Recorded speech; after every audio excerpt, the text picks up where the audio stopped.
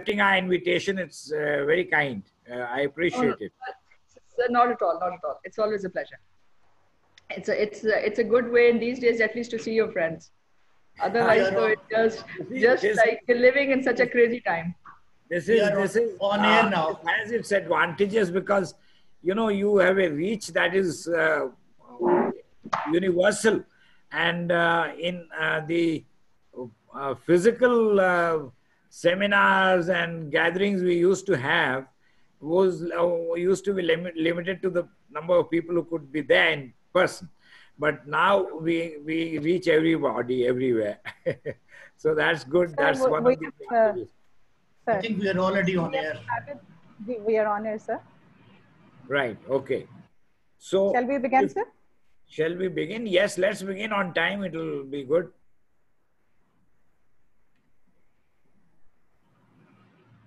Right, sir.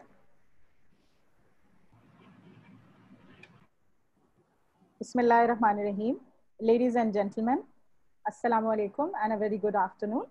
I, Saima Sial, welcome all the worthy panelists as well as the participants from Pakistan and abroad at this webinar organized by the Center for International Strategic Studies, Islamabad, on Pakistani and Indian nuclear programs, myths and realities. Thank you all for sparing time to join us for this event. I'd like to begin the proceedings with a few verses from the Holy Quran. A'udhu billahi minash shaitanir rajeem. Bismillahir rahmanir rahim. Inna atainakal kausar. Fasalli li rabbika wanhar. Inna shaniyaka huwal abtar. Sadaqallahul azim. Before I invite Ambassador Ali Sarwar Naqvi, Executive Director, Center for International Strategic Studies, for his welcome remarks, I'd like to introduce him. Ambassador Naqvi, in a long diplomatic career of 36 years, has served at various diplomatic assignments, including the United Nations, both in New York and Washington, D.C., Vienna, London, Paris, and Brussels. After his retirement from Foreign Service, Ambassador Naqvi was appointed as member Chairman's Advisory Council in the Atomic Energy Commission of Pakistan and functioned as advisor to the Chairman, PAEC, on international affairs, with a particular focus on IAEA matters. Ambassador Naqvi is the founding executive director of the Center for International Strategic Studies, Islamabad, which is an Islamabad-based think tank established in 2010. Over to you, sir. Thank you, Saima. I would like to welcome, ladies and gentlemen, all of you who have just taken the time out to join us. This is a strange time of a worldwide plague that afflicts us, but technology has come to our aid, and I think compared to the earlier such pandemics that have occurred in history, now we have the advantage of technology. So I am so glad that you have all joined us, and I would like to say a very good afternoon and Assalamu alaikum to all of you. Great pleasure to open this second CISS webinar, because the Center for International Strategic Studies, that is our center, our think tank, has held one earlier seminar on nuclear deterrence at the anniversary of the nuclear tests of India and Pakistan. This time we are going to be talking about Pakistani and Indian nuclear programs and the myths that have developed around them. It is important to dispel these myths and correct the perception. If this matter is not addressed, the myths continue to prevail and thus create a negative image of Pakistan. We see frequent publication of so-called studies and assessments that try to prove that Pakistan's nuclear program is way ahead of India's. The recent SIPRI Yearbook 2020 is a case in point. Its conclusions about Pakistan's nuclear program are guesswork and speculative assessments that reinforce this negative picture that has always been painted. The purpose of today's webinar will be to clear the negative air surrounding the number of nuclear warheads, capabilities, fissile material stockpiles, and the budgets. This webinar will debunk the myths with facts and figures and will give a Pakistani perspective on these issues. Pakistan's nuclear program, ladies and gentlemen, is only meant to meet the national security needs. And Pakistan does not want to engage in an arms race with India or with any other country in the world. Pakistan's nuclear policy has always been guided by the principles of restraint and responsibility based on credible minimum deterrence. New capabilities are only developed when they become necessary to maintain strategic stability in the region. After we have been threatened by some Indian action in the form of new weapons procurement or changes in its nuclear or conventional postures. New Indian capabilities continue to come to surface, such as nuclear-powered submarines, sea-launched ballistic missiles, missile defense systems, anti-satellite tests, hypersonic weapons, precision-guided missiles of various ranges, which are being developed by India. These tend to disturb the strategic balance in the region, and there is no criticism of these developments in the Western countries by their think tanks or other pronouncements. Ladies and gentlemen, the notion of the fastest growing nuclear program and Pakistan being ahead of India in warhead count has been created without any serious research. On the contrary, several well-researched books and studies from Pakistani scholars full of facts and figures have come out of the Belfer Center at Harvard and from the Bulletin of covered by the Bulletin of Atomic Scientists, as well as by the IISS in London, the International Institute of Strategic Studies. These estimates conclude that it is India which is going full throttle and has the largest unsafeguarded nuclear program in the world. It is important to contextualize this issue, recalling that Pakistan's nuclear program was a reaction, inter alia, to India's nuclear testing in 1974. Reports by Western think tanks and negative reporting by news media ignore this fact. They seldom talk about Pakistani compulsions to pursue and develop its nuclear weapons capability. Instead of holding India responsible for introducing nuclear weapons in the region, all their energies are directed towards criticizing Pakistan's nuclear weapons, which are purely a reaction I can't hear you. to the Indian tests in 1974. And I'll just finish in a minute. And 1998.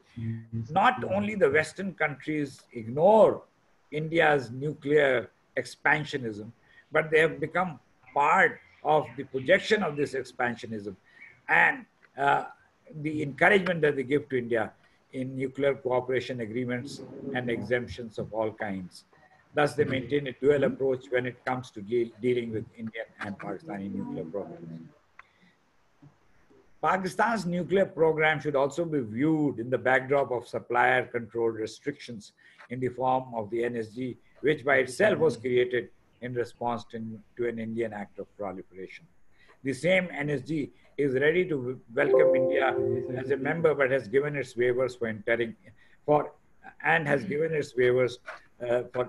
the entering the civil nuclear deal with the US in its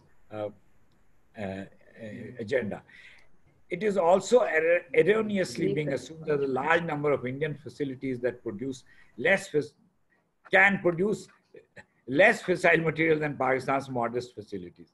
But the fact is that Pakistan has less enriched uranium and plutonium than India, and thus a lesser capability to make nuclear warheads. The same is the case with a variety of delivery platforms.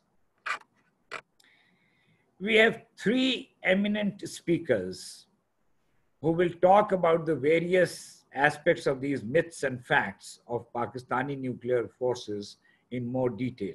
They will also shed light on the Indian nuclear capabilities that are often underestimated by academia and media. We have Dr. Naeem Salik, Dr. Maria Sultan, and Dr. Mansoor Ahmed with us as panelists. We hope that the webinar will clear the air and present an unbiased narrative. Thank you. Thank you, sir, for setting the tone of the discussion for the webinar. Like Ambassador Sarwar Naqvi said, we have a very distinguished panel with us to deal with the subject. Each panelist will speak for about 15 minutes, and I'd request all panelists to kindly keep track of the time so that we have sufficient time for the Q&A and discussion session. I would also like to add that this webinar is being live webcast on the CISS Facebook page. You can follow it there, and your questions there we'd also try to accommodate them in the discussion session. For those of us that have joined us here in this Zoom session, you can see a Q&A tab at the bottom of your screen in the Zoom application. Kindly use that to participate in the debate and for your questions as well as comments. Now I turn to our first speaker, Dr. Naeem Salik. Dr. Salik is a senior fellow at the Center for International Strategic Studies, Islamabad. He has a PhD in political science and international relations from University of Western Australia. He has been a visiting fellow at the Stimson Center, Stanford University, Brookings Institution, and School of Advanced International Studies at the Johns Hopkins University. He has served in Pakistan Army, including Director, Arms Control and Disarmament Affairs at the Strategic Plans Division. He has published over 30 research articles. 2 books that are to his credit are titled Genesis of South Asian Nuclear Deterrence, which was published by Oxford University Press. His second book, Learning to Live with the Bomb, Pakistan 1998-2016, came out in 2017 and is a valuable addition on the subject. He would speak on erroneous perceptions about Pakistan's nuclear program. You have the floor, sir. Thank you, Saima, for the introduction. I would start with a rather different note than Ambassador Naqvi, because in focus here is the latest SIPRI report of 2020.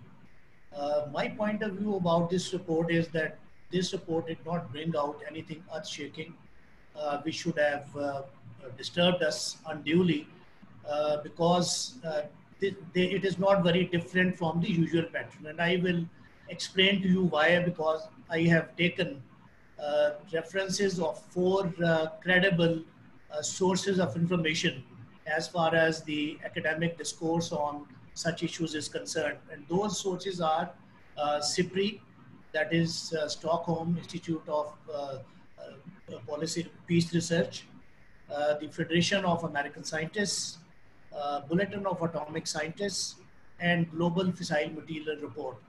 So these are the 4 sources from which you normally get the figures in various publications. If you look at the figures which have been published by SIPRI in its current report, it says that Pakistan has 160 warheads, whereas India has 150 warheads. You go back to the 2019 report of SIPRI, and that says Pakistan has 150 to 160 warheads, whereas India has 130 to 140 warheads. So if you take the median figure, the Pakistani figure should come to about 155 for 2019, and Indian figure should be 135. From that point of view, in the last 1 year, according to SIPRI estimates, Pakistan has only added 5 warheads, whereas India has added 15 warheads into its inventory according to this report. So we have to take that perspective. So let's go back further. I have taken as a baseline year 2011. In 2011, the SIPRI reported that Pakistan has 90 to 110 warheads, whereas India was supposed to have 80 to 100 warheads. In the same year, the Bulletin of Atomic Scientists reported that Pakistan has 100 warheads, whereas India has 90. That they actually took the median figure in both cases. Go back to Global Fissile Material Report of 2011, and it again said similar to SIPRI, 90 to 110 for Pakistan and 80 to 100 for India. So basically they quote each other, get data from each other, and if you look at the figures, they're more or less similar in all cases. There is sometimes slight difference in Bulletin of Atomic Scientists and Federation of American Scientists reports, and I will explain why. Because the same people who write reports for Federation of American Scientists, they also contribute to the nuclear notebook, which gives the figures of warheads in Bulletin of Atomic Scientists. So therefore, their figures are more or less similar, but their accounting is slightly different in the way that they work on the basis of availability of delivery systems. That is why if you read the last Bulletin of Atomic Scientists report that was published in 2018, in that they said that Pakistan has 140 to 150 warheads, whereas India had got 130 to 140. But they also mentioned that India has got fissile material, military plutonium, enough for 200 warheads. But why they were counting 130 and 140? Because they said this is the number of delivery systems which India has at the moment. And as they develop new delivery systems, they will then manufacture warheads accordingly. So that is the logic behind that. In a recent report of the Federation of American Scientists, which appeared in April 2020, the figures are exactly similar to SIPRI, in which they say that Pakistan has got 160 warheads, whereas India has got 150 warheads. Now, these are the figures. The problem here is that how do they arrive at these figures? And I will explain to you what is the problem there. First of all, neither India nor Pakistan has ever announced either the size of their missiles or the number of warheads they have. So all these figures which appear best estimates, and they have, let's take HU production. It depends on the number of centrifuges in an enrichment plant, the capacity of each centrifuge, the type of rotor used in the centrifuge, whether it is made of aluminium, barraging steel, or carbon fiber, because the productive capacity of each centrifuge depends on the quality and strength of the rotor. So carbon fiber being on the top of the line and aluminium on the bottom. The fourth point in HEU is the material required for each warhead. Now the general understanding is that an HEU warhead requires from 15 to 25 kilograms of HEU, which is a very broad figure. And unless you know exactly how many centrifuges are there in a plant, what is the capacity of each centrifuge, what type of rotor these centrifuges are using, and what is the weapon design, how much material is required to be used in each weapon. If, let's say, hypothetically, let's take the amount of HEU is 150 kilograms.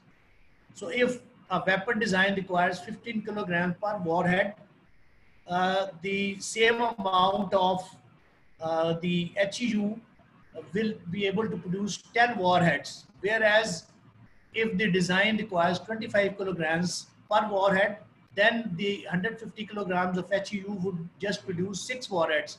There's a difference of 4 warheads. And if you take it over a period of 10 years, that will make a difference of 40 warheads, which is a very substantial difference. Now coming to plutonium production. Now the assumptions here are, first of all, capacity of the production reactor. This can be worked out more easily as compared to HEU, because you can count the cooling towers of the plutonium production plant. If you have 8 to 10 the cooling towers, then that would mean that this plant has a capacity of 40 to 50 megawatts of the plutonium production. Now, the second thing is the reprocessing capacity. It is one thing to produce plutonium in a production reactor, but then if you do not have a commensurate reprocessing capability, you are not able to process that same material within a particular year. So there will be then extra material piling on, and you may not be able to turn all the material being produced by the reactors into the fissile material useful for the bombs. The third assumption in this case is the annual production. Now, what generally happens is that for these estimates, they generally assume that, let's say, a 50 megawatt plant runs for 365 days without any interruption, and it runs on 100% capacity. Whereas the practical experience is that most of these plants do not run on more than 60% capacity. And they also do not run for 365 days. But there is no way of correctly estimating the running days per year, because obviously the plant has to be shut down for refueling and then restarted, which takes a substantial amount of time. It has to be shut down for normal technical maintenance, and it also sometimes is shut down because of technical faults. So you do not know exactly how many days during the year it works. So all these assumptions get built into these. Just to give you an example, that if a 50 megawatt production reactor works on 100% capacity in a year, it will produce 18.25 kilograms of plutonium. Whereas if it runs on 60% capacity, it will produce 10.95, or let's say 11 kilograms of plutonium. So the difference is about 7 kilograms per year. So if you take it over, let's say 10 years period of time, the difference will be 70 kilograms, which will be equal to about maybe 10 to 14 warheads. So that is again a big difference. Again, the weapon design, you do not know exactly how much plutonium is required for each weapon.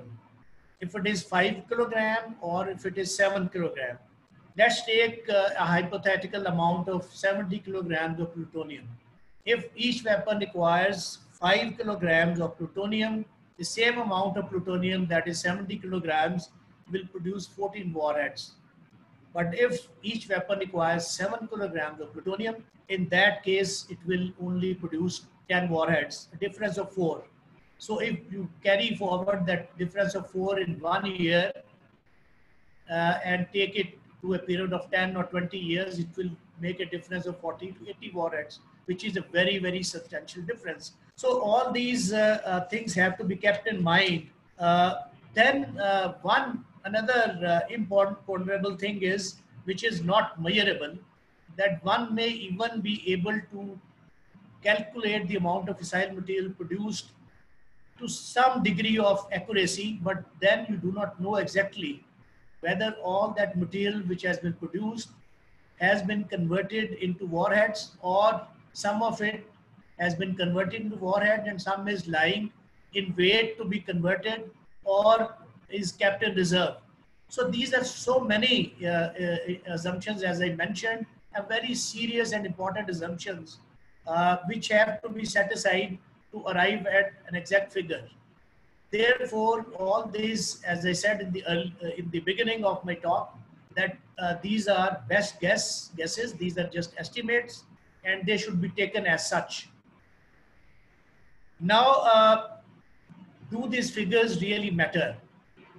This whole narrative of Pakistan's fastest growing nuclear program is nullified itself by these reports, if we accept them correct to some degree, because if you look at the SIPRI and all these other sources reports, 10 years ago, the difference in Indian and Pakistani inventory was 10 warheads.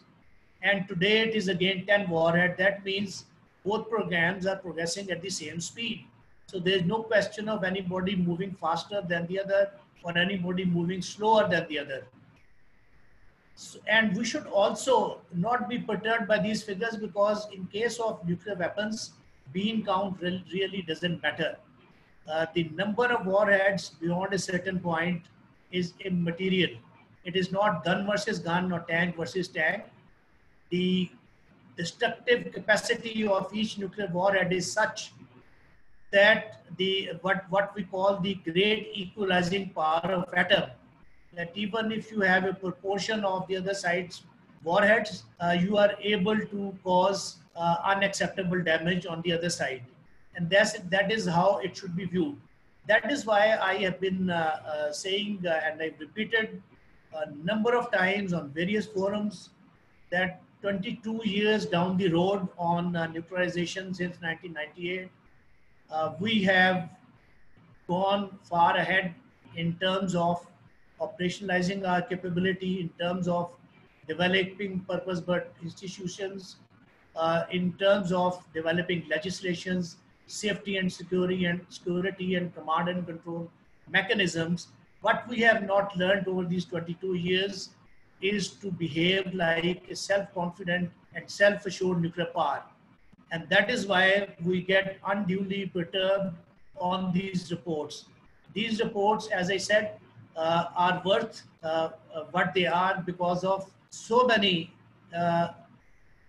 inaccuracies which are inbuilt into these, and we should not take these too seriously. If we just start ignoring these, probably they will die their own death.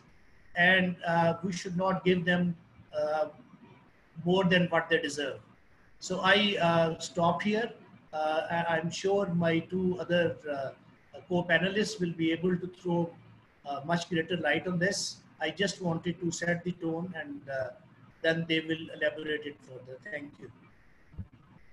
Thank you so much, sir. This has been fascinating, especially the points that you made about the best guesses in terms of the capability of a reactor, the weapon design, and also the rate of progression of each side and the speed at which India and Pakistan are being shown as progressing at the same speed with a difference of 10.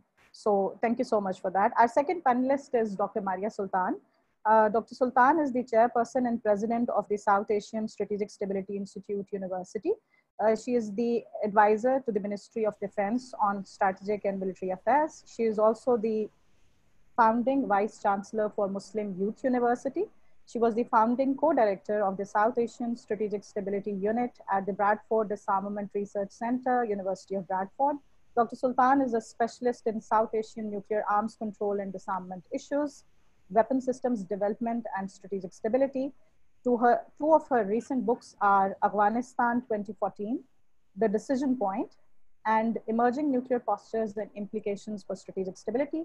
She has published widely in academic journals and news and books, and also is a visiting faculty with a lot of, there's a whole list with me of defense schools, both in Pakistan as well as abroad. She would be speaking on reassessing Indian and Pakistani capabilities, a reality check. Over to you, ma'am. Well, first of all, thank you so much, Saima, for giving me an opportunity. But before I dwell on today's topics, I would like to extend my gratitude also to the Center for International Strategic Studies and Ambassador Sarwar Naqvi for affording me this platform to talk on a subject which is of extreme importance, not only to South Asia, but also to the international community. As we understand that today we'll be talking about SIPRI's estimates. However, it's always a difficult task to speak after Naeem Salik, who happens to be my mentor as well, because there's very little left in terms of statistics which can be added.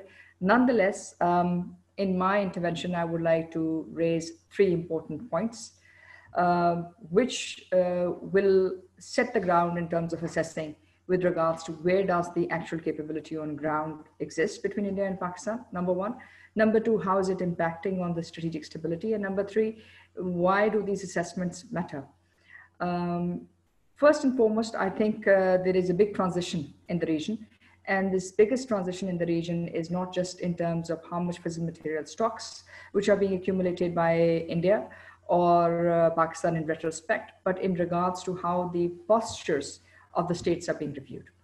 So the first change which has happened in this region at this moment is that India's stance from a no first use, quote unquote, has shifted to not only first use, but also towards a strategy of compliance. So this is one factor which is affected not only in terms of how their posture would be developing, but also in terms of how the requirements will be set for New Delhi. Second aspect is linked to this is the fact that India is moving its posture first from minimum credible deterrence to credible deterrence, and now from credible deterrence towards a strategy of compliance, which they think will allow them to create not just a nascent force, not a demated force, but a force in being. So once we come with this general assessment that India is moving towards a transition where a force in being is a desired objective by New Delhi, this would mean that the nuclear warheads which they will seek will also be of different category, and so will be the fissile material requirements. Given this, we understand that at this moment, India has got almost 18 different versions of ballistic missiles, plus 3 or 4 squadrons of different nuclear capable aircrafts, and additionally, at least 5 submarines, which would be nuclear capable. So this essentially gives us a broad spectrum in terms of how and where do they think these fissile materials would be required. So if we just do the preliminary assessment in terms of the force in being approach which they're using, it suggests that the actual fissile requirements of India are not that narrow, one. Number two, that in order for them to just operationalize what are the known public weapon systems, the requirements would be much more, not only in terms of number, but also in terms of the money which has been allocated. For example, just in 2017, they have set aside around $2.5 billion for which they will be buying ballistic missiles and some different variants of missiles which would be bought by them. So this is the second aspect. Now let's come to the assessments in terms of how much fissile material do we think they are possessing. I'm going to borrow some from Dr. Mansoor's papers, but there is some study which we are at this moment doing with my colleague, Mr. Anwar Habib, which will be very shortly coming out from SASI in terms of how do we see India's future nuclear fissile material production and what are the estimates. So if we just look at these separated work units, and we come up with a net assessment of reactor-grade weapons, reactor-grade material which is available with them, plus the 5 nuclear submarines, which are at this moment not complete, but in future will be complete, or they would be looking at it, and also the Indian reprocessing capability, which is increasing not only in size, but also in effects. We have estimated that the total number of warheads will be somewhere between 148 plus 50 plus 688, that's equal to around 756 kgs, and then similarly around 936. So in our estimates, it's almost around 2,192 kgs of material which will be accumulated. Now, if we convert these 2,192 kgs of material and then include in it almost 1.5 tons of strategic fuel reserve, which at this moment India believes is only for its civilian production, but at any time it may be used under war circumstances, or there is a caveat under which the additional protocol which was signed between India and the IAEA and which asked that the United States and its allies provide this strategic fuel reserve to India, was that under strategic necessity, India may reorient. So this basically means that there is a caveat through which this 1.5 ton strategic fuel reserve, which was kept for only civilian purposes, could also be used for weapons purposes. So that is almost equal to 375 warheads. And if we include the fast breeder program, which is with the Russians, and at this moment it is estimated that 2 of the Russian pressurized heavy water reactors are being used. And if we include that capacity as well in terms of the planned pressurized heavy water reactors as well, we're talking about almost 5 tons and almost around, out of that, if we take 1%, 3% of it, or 1/3 of it for weapons grade purposes, we're talking about almost 495 kgs of material which will be made available to India. That is equal to almost 125 warheads. So in the sum total, if we also include in this the submarine based material which is available and which is, for example, not used for the submarine program immediately, but it is used for different categorizations of weapons, whether it is in terms of canisterization or something else, we're talking about almost 325 kg of nuclear warheads. And this is based on assessment that is the SWU unit, that is the separation work unit, for the submarine enrichment would be anywhere, the requirement would be anywhere around 50,000.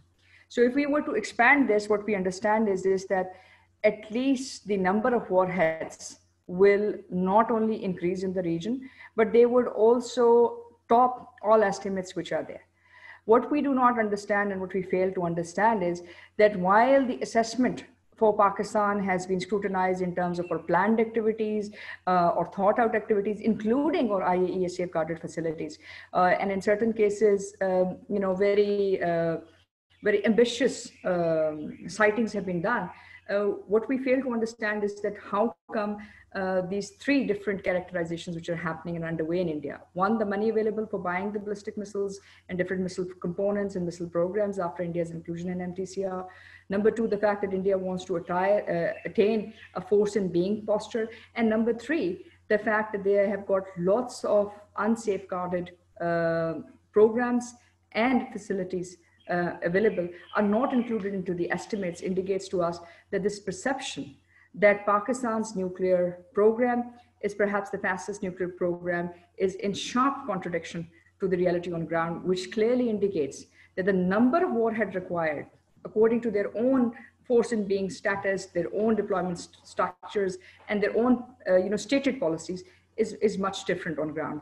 And most importantly, if we were just to believe this, what is being stated, it suggests that purely to meet these requirements, the number of warheads, the amount of fissile material which will be sought by India would be not only 1 time, 2 times, but would be at least 200 times more than the estimates which is given. It would not be 160 warheads material which is available to them.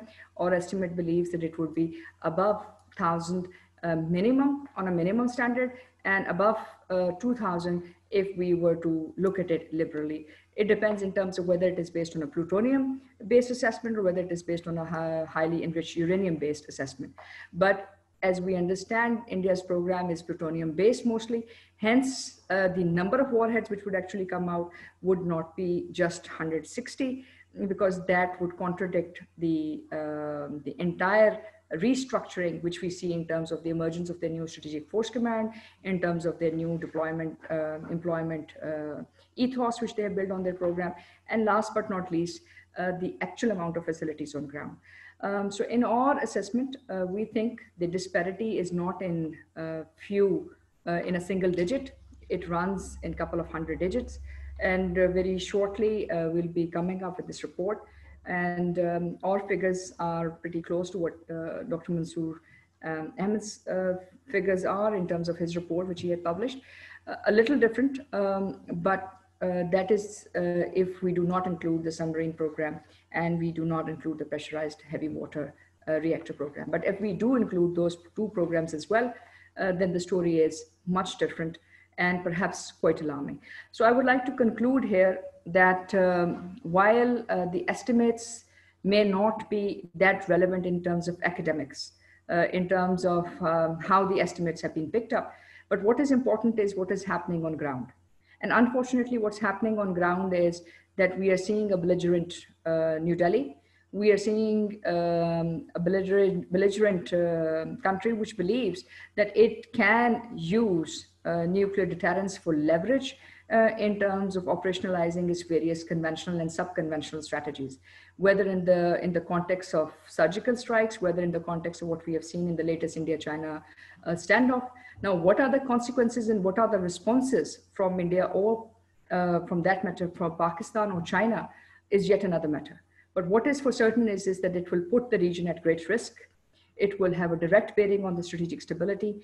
And most importantly, a miscalculation on this accord will also make all these countries, which are the primary suppliers, the primary facilitators of the Indian expansion in the Indian nuclear program, directly responsible for the strategic instability which this region will see as a result of all these gross misassessments on a reality which does not resonate with the actual happenings on ground.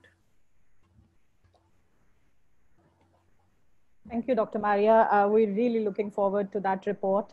And thank you so much for that very elaborate presentation, especially the assertion that the assessment of Pakistani, the numbers on the Pakistani nuclear program side are scrutinized based even on the capabilities that are planned vis-a-vis the discrepancy in bringing into account the unsafeguarded nuclear program of India that is outside of safeguards, the money and the technological access, and also the change in posture and the force in being. Also, I think another important point that you've brought out is what is happening on ground and how India can use that for as nuclear deterrence for its leverage. I think that is an important point to be kept in mind. I think the stage is all set for our third speaker, Dr. Mansoor Ahmed, to come in and lucidly talk about one of his favorite subjects, which is fissile materials and the asymmetries of which he has published as well. He'll be talking about materials, warheads, and capabilities, assessing South Asia's nuclear asymmetries. But before that, I'd like to introduce him. Dr. Mansoor Ahmed is a senior research fellow at the Center for International Strategic Studies, Islamabad, Pakistan. He's a former Stanton Junior Faculty Fellow and postdoctoral research fellow with the Managing the Atom Project International Security Program at the Howard Kennedy School's Belfer Center. Previously, he was a visiting research scholar at the Cooperative Monitoring Center, Sandia National Laboratories, Albuquerque, USA. He has also served as a lecturer in the Department of Defense and Strategic Studies, Quaid-e-Azam University, Islamabad, as well as a visiting faculty in the Department of Strategic and Nuclear Studies, National Defense University, Islamabad. Over to you, Mansoor. Thank you very much. I'll begin with just making two clarifications. The first one is that the estimates of warhead counts and fissile materials is based on open sources. They're all published. This is all published material that any researcher can find in different publications. Secondly, when I had published my Belfer report back in 2017, I had given a table in which there was a comparative analysis of Indian and Pakistani capabilities, and the weapons worth, or the weapons equivalent stockpiles of fissile materials. That did not, I never said that India has 2,600 warheads or Pakistan has 200 warheads. I was only talking of the weapons worth of the available material outside safeguards in both countries. So this is my very simple methodology, that I only focus on the estimates of fissile material stockpiles that are outside the safeguards of the International Atomic Energy Agency, and the existing infrastructure on ground which is producing this fissile material in the form of either highly enriched uranium or plutonium for nuclear weapons. The second thing is that any kind of plutonium that is produced in a nuclear reactor is weapon usable. The problem with the SIPRI report and many other similar reports is that they only consider India's weapon grade stockpiles while assessing their warhead count. And they completely ignore India's highly enriched uranium stockpiles and production capabilities, and the very large stockpiling of civilian plutonium or reactor grade plutonium, which is very much weapon usable, but is outside the safeguards of the International Atomic Energy Agency. And very interestingly, the International Panel on Fissile Materials, which looks at these estimates on a yearly or a biannually on a quarterly basis, they consider civilian plutonium outside safeguards, which is produced in unsafeguarded power reactors in India, as part of India's military plutonium stockpile, because it is already designated as a strategic reserve, a strategic stockpile by the Indians themselves. Now, here I would like to make one small point, that India's program is unique because its weapons program essentially is an offshoot or a subset of its indigenous nuclear energy program, its three-stage nuclear energy program, which is outside the safeguards of the IAEA. So the second point is that Pakistan's assessment of having a fastest growing nuclear program over the years was not contested by Pakistanis. It was allowed to grow in many publications and was repeatedly cited again and again. But why was this assessment made in the first place? It was made because in 2010 or around 2011, India decommissioned its CISS reactor, which was dedicated to producing weapons-grade plutonium for many decades.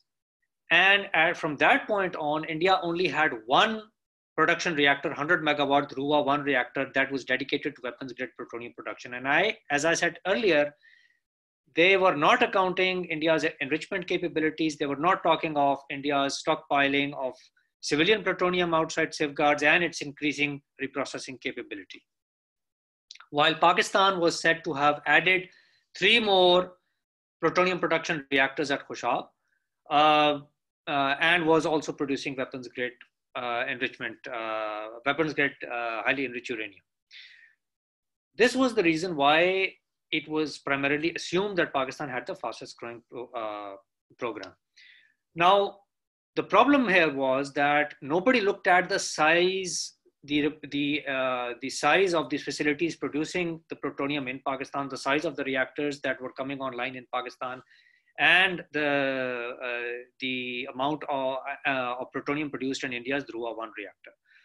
I will come to that and I'll give a comparative analysis in a while. But first, I would like to highlight the nuclear imbalance in terms of the stockpiles. These are updated figures by the International Panel on Fissile Materials. So in terms of highly enriched uranium, Pakistan is believed to have about 3.7 tons of HEU enriched to weapon grade levels. India has about 4.4 to about 5.6 tons, but this is said to have be enriched to only 30% and not to weapon grade level. Now here I'd like to make a clarification. In terms of uranium enrichment, 90% of the effort required to produce enriched uranium for nuclear weapons is from 0.7% to about 3 to 5%. And beyond that, only about less than 1/3 of the, or about only about 10 to 15% of the effort is required to go up till 90%. So when India already has about 30 to 35% enriched uranium stockpile for its nuclear submarine program, it can very quickly increase its enrichment level to weapons grade by reconfiguring the cascades in a matter of weeks. And we really don't know how much, nobody knows how much of India's material, enriched uranium, is actually weapon grade and how much of that is actually available only for submarine propulsion at about 35% enrichment. Secondly, weapons grade plutonium production, Pakistan is said to have about 370 kilograms and India has about 800 to 900 kilograms. But the most important difference that really is overlooked by Western estimates comes in terms of civilian plutonium stockpiles, or the reactor grade plutonium, which is produced in India's indigenous pressurized heavy water reactors that were kept outside safeguards as part of the India-US nuclear deal and was therefore granted a waiver by the NSG and was approved as part of the separation plan by the IAEA. So at that point, the Indian government had very clearly said that any facility or nuclear material that would be kept outside the civilian list or on the military list would be part and parcel of their broad strategic program, and anything that was purely for civilian purposes would be kept on the civilian list. So the International Panel on Fissile Materials considers this civilian plutonium outside safeguards as part of India's military plutonium stockpiles. I'm not saying it, it's the IPFM. And their figure is about 6 tons to about 3.5 tons of separated, which means this has been reprocessed from the spent fuel. This is available, readily available for weaponization. And the International Atomic Energy Agency says that it takes only about a few weeks time to convert fissile material into warheads. And India has a very large industrial base, so it would be very easy for them to do so, should they choose to do so at any given time. So now I'll move to the production capacity in terms of warheads. At present, Pakistan's total production capacity, including weapons grade enriched uranium, weapons grade plutonium and weapons grade enriched uranium, is about 22 warheads. Pakistan has no civilian plutonium stockpiles outside safeguards. All its civilian stockpiles are under the safeguards of the IAEA, and its military program is separate from its civilian program, unlike India, where there are 3 overlapping streams. And in terms of production capacity per year for India, we calculated that India has about the capacity to produce about 260 warheads a year, which is derived from its ability to produce weapon-grade plutonium and plutonium produced in its fast breeder reactor program, which is scheduled for commissioning in about 2 years' time. It has suffered repeated delays, and its uranium enrichment program, because all of that is part of their strategic military list, and therefore has to be considered as part of their fissile material production capacity for their nuclear weapons program. Now I will come to a comparison of the sizes and efficiencies of fissile material production capacities. Again, this is based on open source information that is available in reports of the IPFM and other reports produced by the India's Department of Atomic Energy on India's program. So at present, Pakistan has 4 plutonium production reactors at Khushab. The total estimated capacity of these 4 production reactors is about 200 megawatt thermal. And at present, as I said, India has only 1 production reactor, 100 megawatt Dhruva 1, which is operational, but 2 more production reactors are under development. The 125 megawatt Dhruva 2 and 35 megawatt research reactor, which are likely to be completed in this decade. And these facilities will match Pakistan's production capacity of weapons grade plutonium production at this point in time. But if you look at the comparison, they will very clearly outstrip Pakistan's production reactor capacity if you add the breeder reactor program also, which would be equal to a 500 megawatt breeder, and Pakistan has no breeder reactor program under development at all. More importantly, I think, is that India has about 2,350 megawatt of installed capacity in terms of its 8 indigenous power reactors outside safeguards, which can produce about 1.25 tons of civil plutonium each year, which is weapon usable. Another 2,800 megawatt of unsafeguarded power reactor capacity is under construction. And Pakistan has no unsafeguarded power reactors under operation or under construction. In terms of reprocessing capabilities, Pakistan's capacity is believed to be at about 140 tons of heavy metal per year.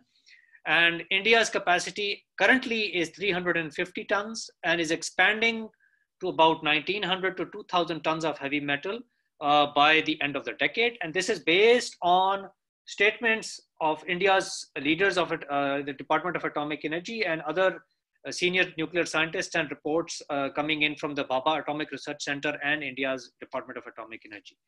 In terms of uranium enrichment, Pakistan's capacity is about 15,000 to 45,000 separative work unit, and India's capacity is almost the same right now, but is expanding to about 126,000 separative work unit. And a recent report by Jane's just last month says that India is also working on advanced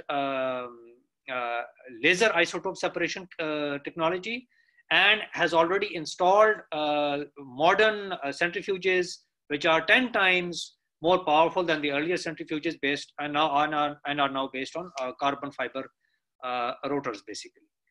So I mean, these figures speak for themselves, and the overall assessment of India's capacity should be made on the basis of 2 points. The first one is its existing stockpiles of fissile material that are outside safeguards. This has been my basic methodology in all my assessments over the past decade.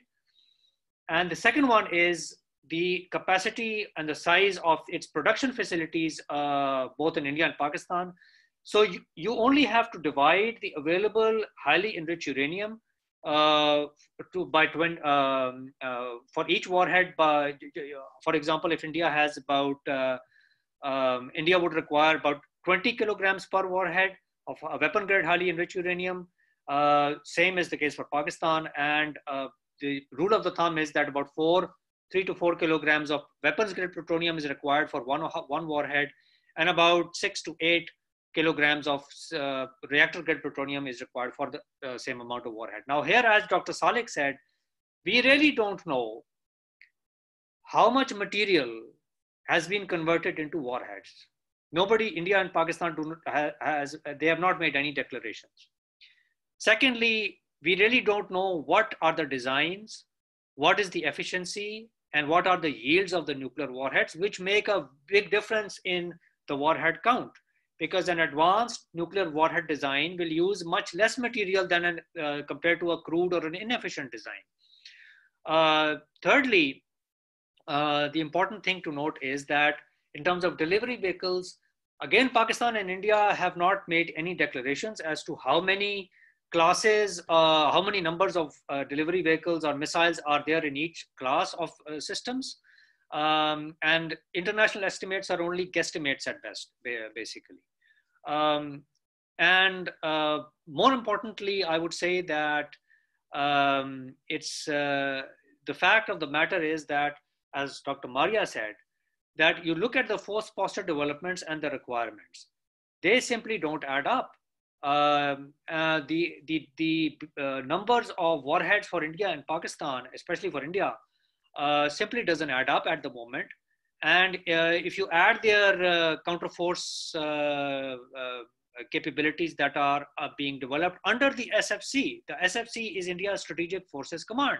So anything that is under the SFC has a dedicated nuclear role. And the SFC already is equipping its Sukhois with BrahMos and the Nirbhay air-launched cruise missiles. In addition to that, there is a long list of shorter range systems, and most of these systems have Pakistan-specific ranges. And then you look at the land warfare doctrine, they are preparing for nuclear warfighting and escalation dominance against Pakistan. And very interestingly, I'll add 2 more points here. I would ask the scholars and researchers to visit the website of the International Panel on Fissile Materials and make a comparison for yourself about what China has and what India has in terms of fissile material stockpiles, because China stopped producing fissile material for nuclear weapons 2 decades ago. And you will be very surprised to note that the fissile material stockpile holdings of India and China are almost the same in terms of weapons worth or weapons equivalent. Now, I'm not saying that India will convert all this material into warheads in a month's time or 2 months' time, but this gives India's planners a hedging capability, a breakout capability, and a latent capability that gives them the confidence to pursue the kind of postures that they are now pursuing and developing in terms of the development of their nuclear triad, in terms of their force posture developments. And we have to look at the regional developments in what has been going on in Ladakh.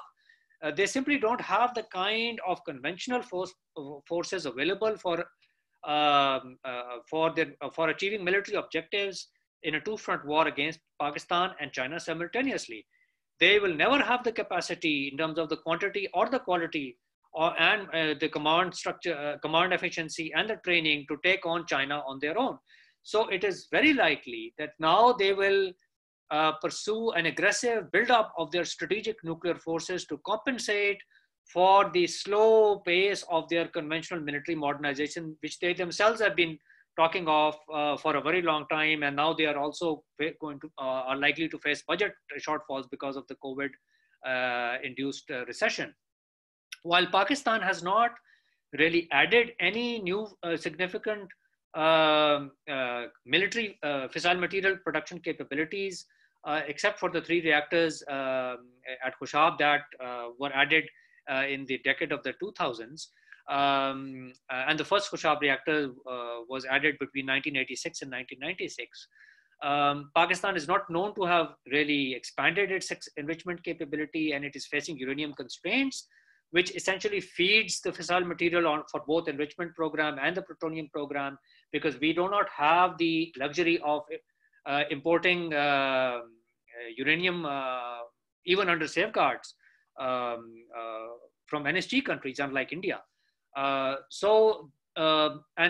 my final word on this would be that a major, breakout in terms of fissile material production will occur in India once they are able to commission their first fast breeder reactor, which will add, and once they are able to complete the 5 or 6 planned breeder reactors, that will increase their weapons grade plutonium production capacity by 20 times. Now, this is a figure from the International Panel on Fissile Materials. Now, the interesting thing is that they have failed to commission their first fast breeder reactor. It has suffered delays for 8 years in a row, and is now expected to be commissioned in around 2021. But the implication is that they were stockpiling the civilian plutonium outside safeguards. And I gave you the figure. There's about 6 to 8 tons of that is already available for weaponization. Out of that, 2 tons has already been fabricated for the first fast breeder reactor startup fuel. Their increasing reprocessing capacity will now be readily available to separate much greater quantities of civilian plutonium in India's about 11 to 15 tons that is there in India's in the spent fuel of India's unsafeguarded power reactors, and that can be added to its nuclear arsenal as and when required. And we should remember that India claimed to have conducted at least 1 nuclear test in 1998 based on reactor grade plutonium produced in one of India's pressurized heavy water reactors, and they can use any one of these power reactors for producing about 200 kilograms of weapons grade plutonium at any given time also. So in the final analysis, the size of India's program, the growth of India's program is so large that it really is gives a very complicated picture. But if you look at it from a research angle, and if you look at it in terms of what they are putting in their weapons program, and based on international reports, it's very clear that India right now has already stockpiled and is adding the capacities that is greater than any other nuclear armed state outside the NPT. And it's very interesting that the NSG countries that granted India the waiver have no problem with this. And the international academics are willing to accept reduced or minimum numbers of warheads just to show that India is not really aggressively building up its nuclear arsenal. And they're trying to create a false equivalence with Pakistan, basically. So that's about it. And I would again say that the figures are available publicly on the website of International Panel on Fissile Materials. And these can be verified independently by any researcher at any given point. Thank you.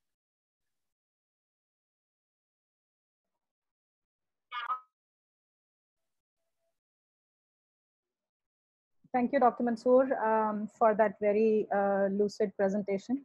As expected, you always come up to our expectation. I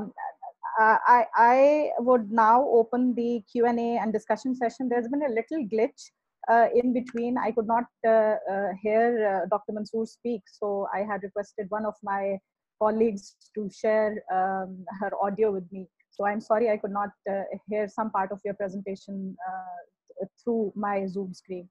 Now we turn to the Q&A. Let me also say that the webinar is being webcast live on our Facebook page, the CISS Facebook page, and we'll try to accommodate questions as they come in.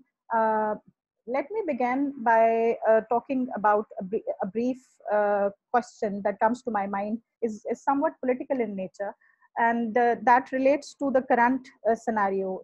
Dr. Maria talked about this, and before that, Dr. Salik talked about more of the technical aspects.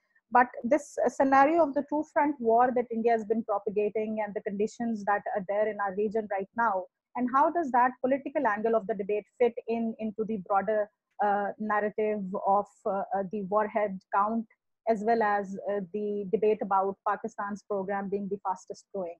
Also relate to this, this notion of India being propped up as a counterweight to China, and then relate it to this notion of the two-front war. How does this broader political picture play into this narrative that has been propagated, or the guesstimates that are made about Pakistan's nuclear program? I think I'd like to begin with Sir Salik. Thank you, Saima. Actually, what is happening is that, as we know, there is an ongoing conflict between India and China along the Ladakh borders. And we also know that just yesterday, the talks started in Vienna between US and Russia about whether or not to extend the New START agreement between the two major parts. That agreement, incidentally, is likely to expire in February 2021, and it can be extended with mutual agreement for up to 5 years. The Americans were trying to rope in China into this dialogue, whereas the Chinese have always maintained that their stockpile is one of the smallest amongst the P5 powers, and so they will only consider joining into the multilateral arms control process once the stockpiles of warheads of Russia and United States come down to a level somewhere near the Chinese level. So I think this was not a sincere effort. This was a ploy on part of the United States to have an excuse to wriggle out of these negotiations. Otherwise, if that they were sincere about expanding the scope of these negotiations, they would have also insisted that the French and the British, they should also be asked to join in the dialogue. Well, that did not happen. Now, what is going we have seen over the past few years that there been a lot of hue and cry about the new Russian doctrine, which talks of the use of low yield weapons in a conventional conflict scenario where they think that they are going to be beaten by the NATO allies on the field. And in response to that, the US has introduced the submarine-launched low-yield ballistic missile, which can be delivered by the Trident missiles. It's a 5 kiloton warhead. It's very precise with a very low CEP of a few feet, and it can be used for precision targeting. And this has actually, all these developments have made nuclear weapons more usable, or the perception that nuclear weapons can be safely used without causing too much of collateral damage. So in this kind of background, I think there will be an effort, even if this current round of negotiations succeeds in extending the Strategic Arms Reduction Treaty, that will only cap the deployed strategic arms to 1550 warheads each for US and Russia. But there is no treaty at the moment, no arrangement to cap the number of low-yield warheads, which according to some estimates, the Russians have in hundreds, or maybe some estimates say that they have as many as 2,000 low-yield warheads. The Indians have not acknowledged these, but as Dr. Mansoor was mentioning, they did test low-yield warheads in 1998. So I am sure they must be producing those. So the competition now will shift between the nuclear powers towards developing weapons which are considered to be relatively more usable, which can easily be contemplated to be used, and low yield and weapons which particularly can be used on the battlefield. And with these growing conflictual situation between India and China on the one hand, and the tense situation in the South China Sea, we should expect that this race is going to heat up. So in that kind of scenario, with the greater capabilities all these powers have, I think Indian and Pakistani, particularly Pakistani nuclear warhead count is going to be totally overshadowed, because Pakistan has the least capability of producing the fissile materials and the domestic uranium reserves. So we will see these things taking shape in the next few years, and probably all these current assessments of who is developing faster and who is not, all these are going to change within the next few years. Thank you, sir, for that very elaborate answer. Dr. Mari, would you like to chip in, please?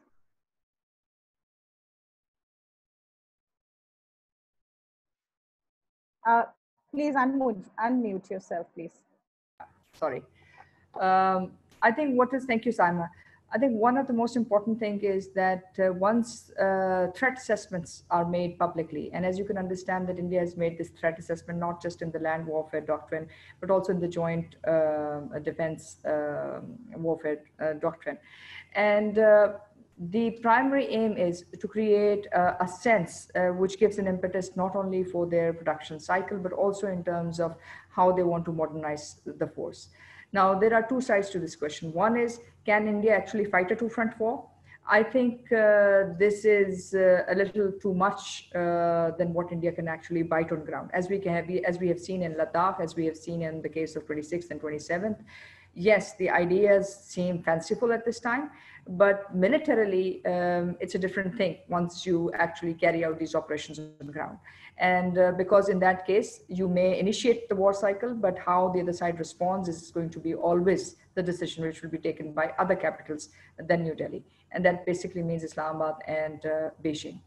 So the reason why it's lumped together, it is basically because India thinks that by answering or made questionable or being linked to Pakistan and India in a symbiotic relationship is not good for its posture.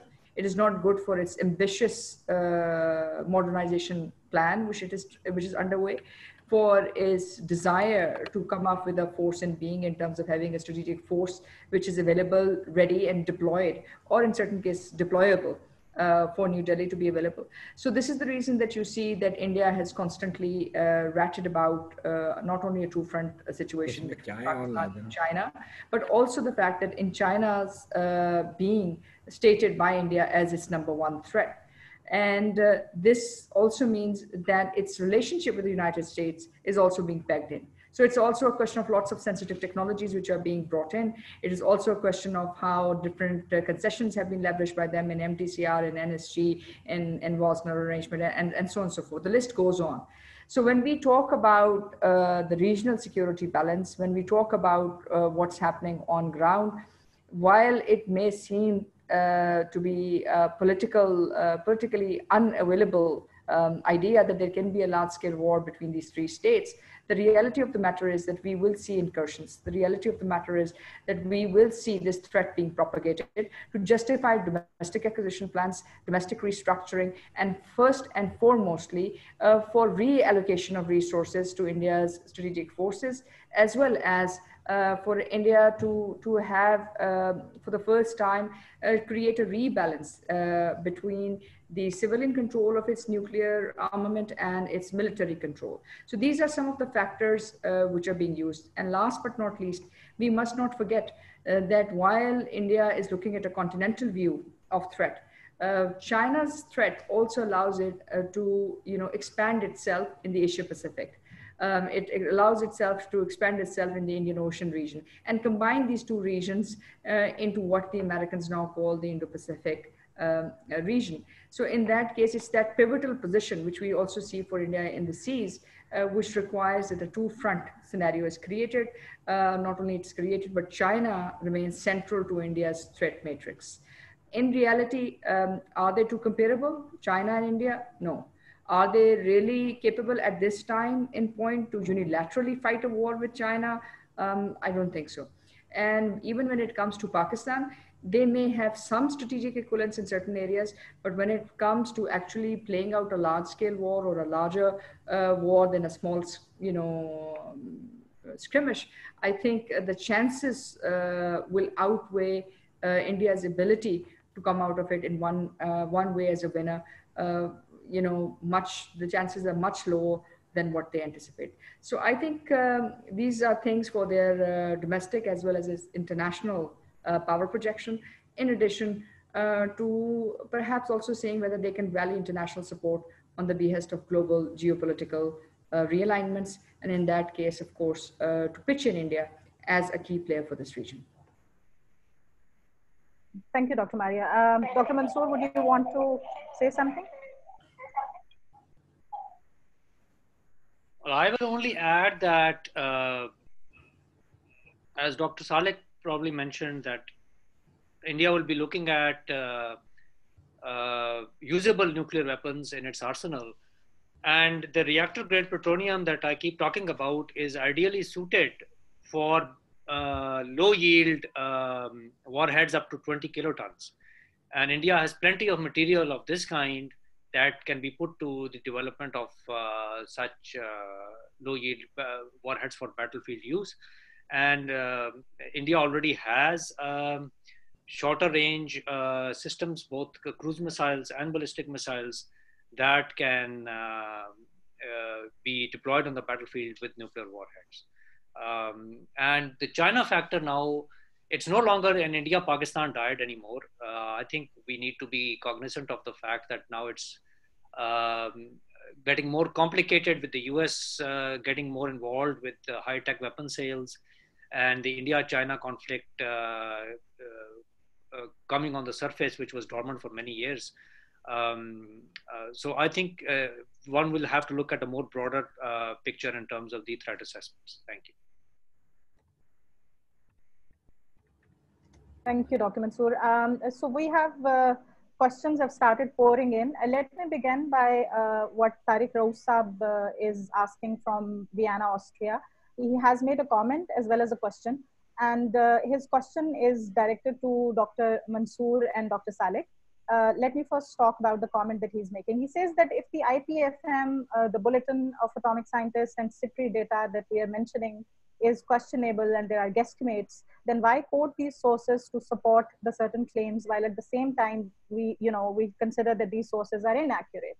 He says that such data should be not be accorded credibility, and what he offers as a substitute and what he is suggesting is that perhaps CISS or SASI or the like-minded or other think tanks, credible think tanks, could put up their own independent estimates and have these circulated through Pakistani missions in Vienna, New York, and Geneva. So, and also he says that there could be briefings in this regard. I think if the other panelists want to comment on this comment, that would be welcome. But his question is, which is directed to Dr. Salik and Dr. Mansoor, he says that whether Pakistan is 160 nuclear warheads or more or less, according to his assessment, it wouldn't matter. For him, what would matter is the number that Pakistan thinks is needed to deter any military attack by India, regardless of India's nuclear warhead. So he's essentially talking about how much is enough. So he's saying that could you say the estimated number which would be sufficient for credible minimum deterrence as postulated by Pakistan? Sir Salik, thank you, Saima. I think it's a very pertinent question which has been asked by Dr. Tariq Rahoof. The point here is that the whole concept of minimum deterrence is based on the fact that you yourself determine for your own satisfaction that you need a certain number of warheads to be able to hit a certain number of critical targets on the enemy side to cause unacceptable damage. And that is irrespective of the numbers count which the other side is building up. As long as the numbers you have decided for yourself remain secure and invulnerable, they are not subject to destruction by any surprise first strike. We have heard recently that Indians have been talking about now the surprise first strike. Also, secondly, this number is affected by the deployment of ballistic missile defense systems. So India is very actively, as we all know, working on developing not only their indigenous ballistic missile defense systems, but also acquiring different kind of systems and technologies from US, from Russia, from the Israelis.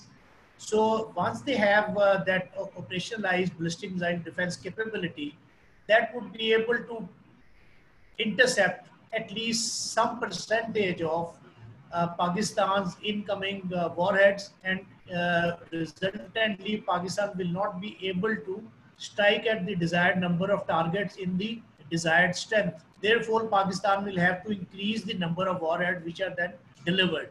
So this one factor will continue to keep changing the numbers. So you even if we feel satisfied with the number, I don't say 160 because it's the SIPRI and others guess they may be plus or minus of that.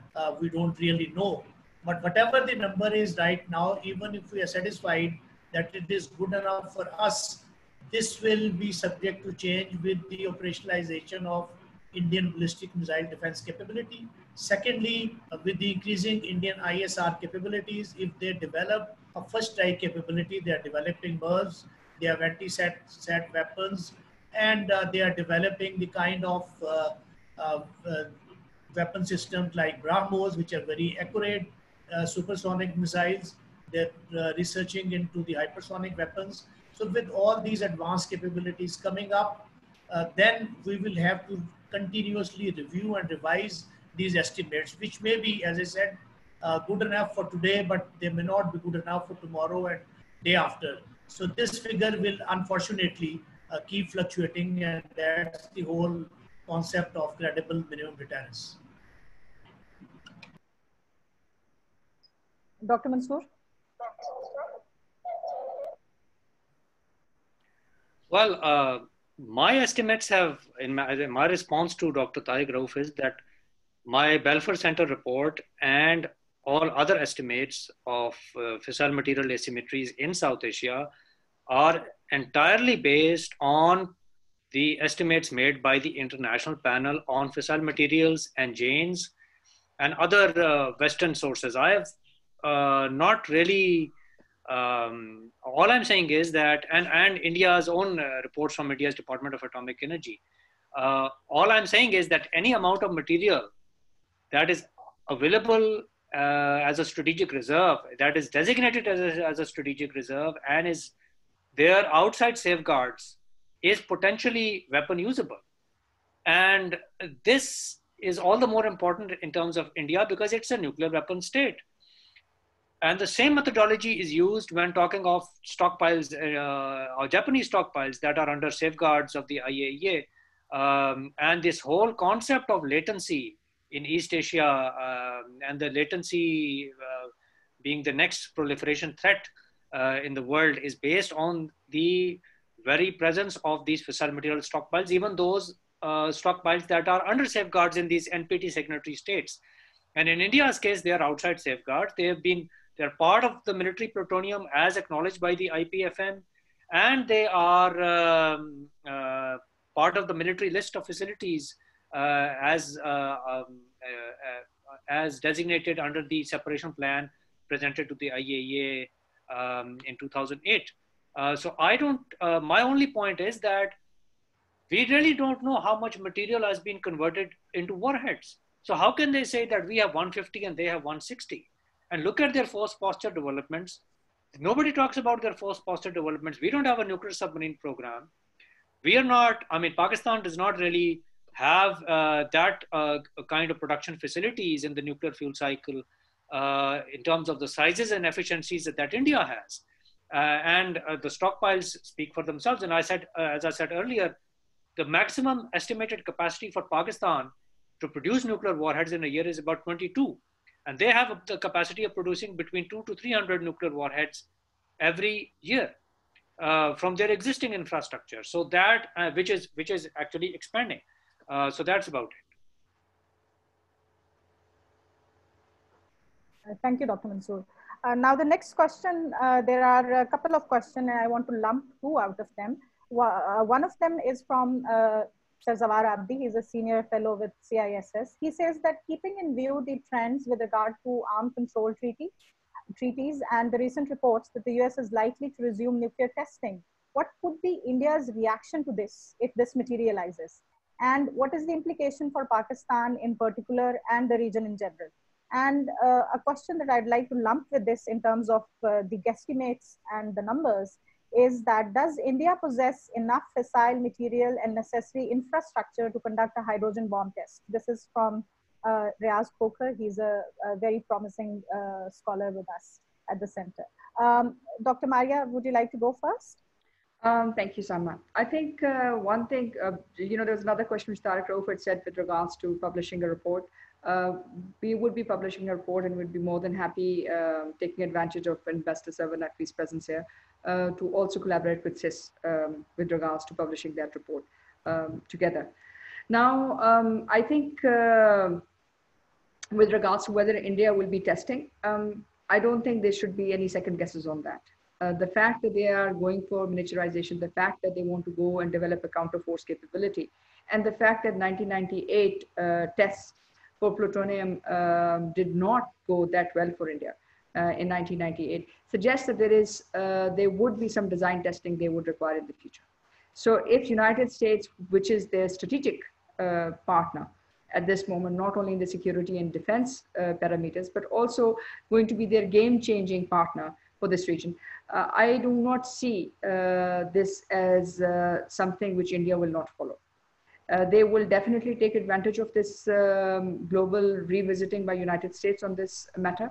They will see what and how fast they can carry out these tests, and then most importantly, to develop on it. Whether they go for a hydrogen bomb test or not, it's not going to be a question of just infrastructure. Because let's not forget that 1998 and 2020, there are almost 2+ decades which have gone in between. And in these 2+ decades, it's not just that India has been developing an indigenous capability and missiles, indigenous capability in terms of its defense production cycle. It has been very closely been collaborating with the United States. And now the question is, will the United States actually allow them for some data to be transferred, whether these new core designs or these designs will be indigenously built? Yes, that's another matter. The jury is not very clear on that account, but the fact remains that it would be very hard not to convince India that it does not follow through after the United States, bans, what I would say, walks away from this global self-moratoria on nuclear testing. What would be the world after that is another thing. I think one thing which we should not forget about the Indian nuclear program, and I just wanted to add what Naeem Salik and Mansoor had said, that was with regards to also the fact that the Indian nuclear program, for example, in the civilian side, has not been separated. They do not have a separated nuclear fuel cycle. So when we are dealing with that in account, as well as the fact that India is the only country in the world which actually used a civilian nuclear facility to build a testing device. The smiling Buddha, we should not forget what happened in 1974. So these things suggest that the story for nuclear testing in the region is not closed. Number two, in order for them to have a credible counterforce capability, they will definitely work on that. And if this happens, and if the United States walks away, we will be entering a new era of nuclear revisionism, which is of course going to be extremely destabilizing. Thank you, Dr. Maria. Would any of the other panelists like to chip in on this? Dr. Salik, maybe?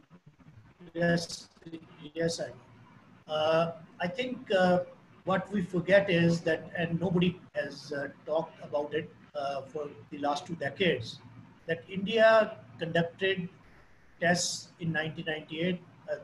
3 tests they claim to have tested on 11th of May, and they claim to have tested 2 more devices on 13th of May. The interesting fact is that the 2 devices they claim to have tested on 13th of May were not recorded by any seismic station around the world, including the nearest one, that is Nellore in Pakistan. What does it mean? It means that these devices either were not tested at all, or these tests were failures. That is why there was no seismic wave produced which could have been detected by any seismic station around the world. But people have not really discussed that issue. They have not raised doubts about the veracity of Indian claim of 2 tests conducted on 13th of May. Then the 3 tests they claimed on 11th of May, including 1 so-called thermonuclear test, that also became debatable, and people as important as the former Indian Atomic Energy Chairman, Dr. Srinivasan and others, they have, and some of the other like Mr. Santanam and some other scientists who were part of the team which planned all those tests and conducted those tests, they have raised very serious doubts about the success of that thermonuclear test, because the general opinion is that at best it was a boosted fission test, and if it was an attempted thermonuclear test, only its primary worked, the secondary did not work. That is, the thermonuclear test actually did not take place. So India would definitely be looking for an opportunity to try and retest particularly its thermonuclear device. So if America opens the floodgates for nuclear testing by violating the international norm against nuclear testing, and they do that, I think India will be very happy to follow suit. And then it may be China and other countries. But remember one thing, which also people simply brush aside, is that the American legislation, the Glenn Amendment of 1984, the Nuclear Non-Proliferation Prevention Act, which triggers automatic sanctions against any country conducting any test, will be triggered against India if they carry out a test, whether falling in the footsteps of the United States or not. That legislation is very much valid and it cannot be set aside. It is there. So the sanctions will be triggered against India. So all this civil cooperation, nuclear deal, and the space cooperation, and so many things will just be sanctioned. So therefore, the cost of reconducting a test will be very high, and India will have to think not twice but 10 times before embarking upon this route.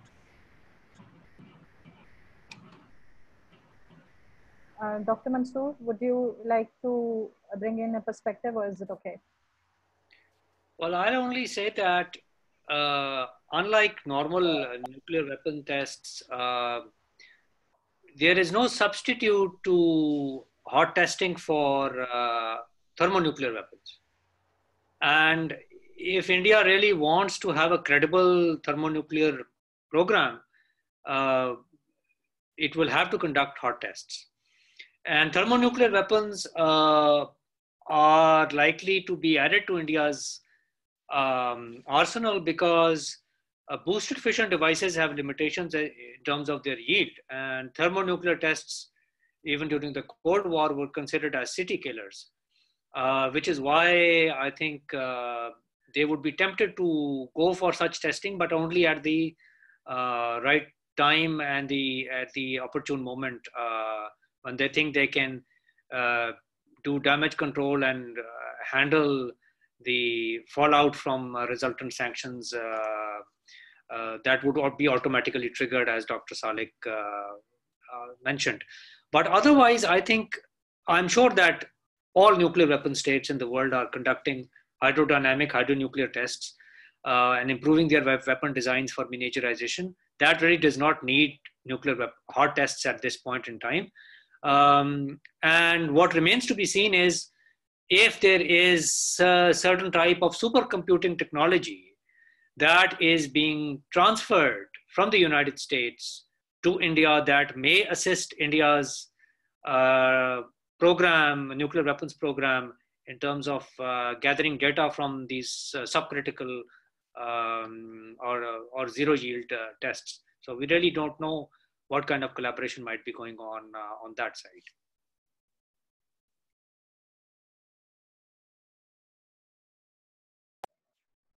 Thank you, Dr. Mansoor.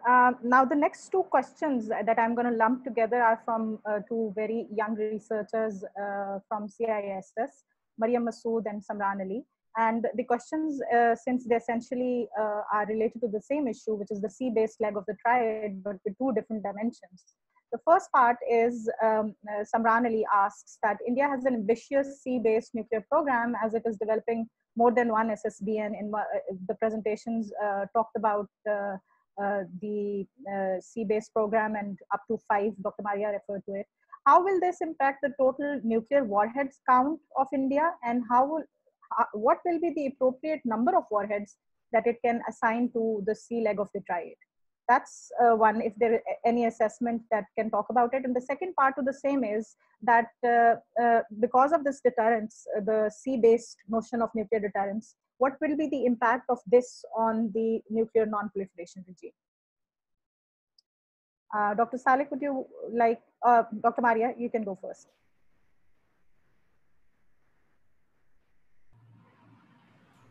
I think the most important factor when we talk about the submarine capability of India is to understand that just to man these submarines alone, India would require almost around 50,000 SWU units of uranium to be produced annually.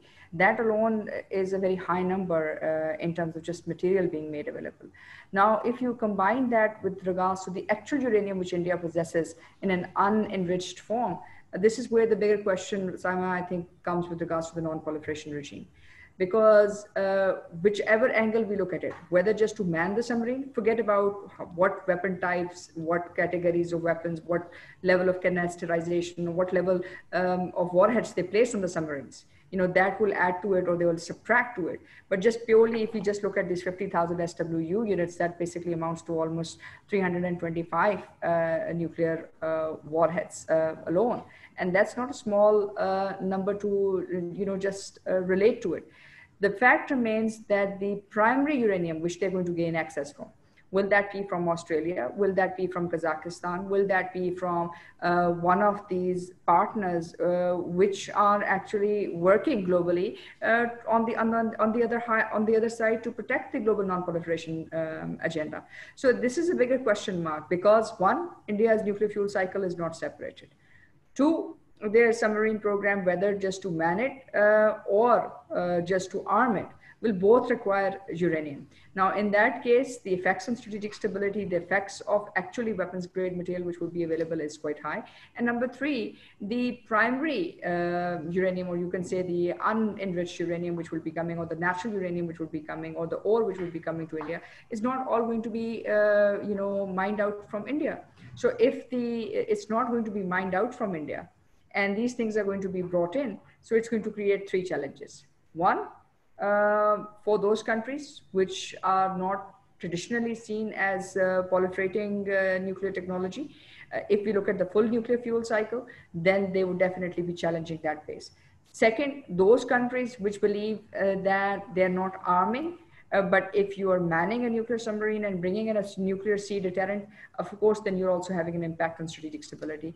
And then last but not least, then it is the actual conversion of the nuclear warhead in that facility. The numbers may vary, but just to man the facilities itself, we talk about 15,000 SWU units, and which is per annum, which is quite a high number. And the significance of it lies not just in numbers, but in terms of the spread of the capability, because a submarine would not be restricted just to the Indian Ocean region. It would be anywhere in the world, and it would also mean that we will be talking about a different level of power projection for the entire Indian Ocean region as well as the Asia Pacific region. Yes, Dr. Mansoor, please. I think Janes had published a report a few years ago on India's expanding uranium enrichment program. And what they said was that they will have excess capacity to produce weapons-grade enriched uranium after meeting the requirements of all their nuclear submarines. And the recent report that just came out last month from Jane's intelligence review says that they are also now working on laser enrichment. The earlier report was only talking of SWU capacity for the coming out from the centrifuge program. So this is a new development. The other thing is that India is working on a design of a new class of nuclear-powered ballistic missile submarines, the S5, each of which will carry about 16 submarine-launched ballistic missiles with ranges of ICBMs.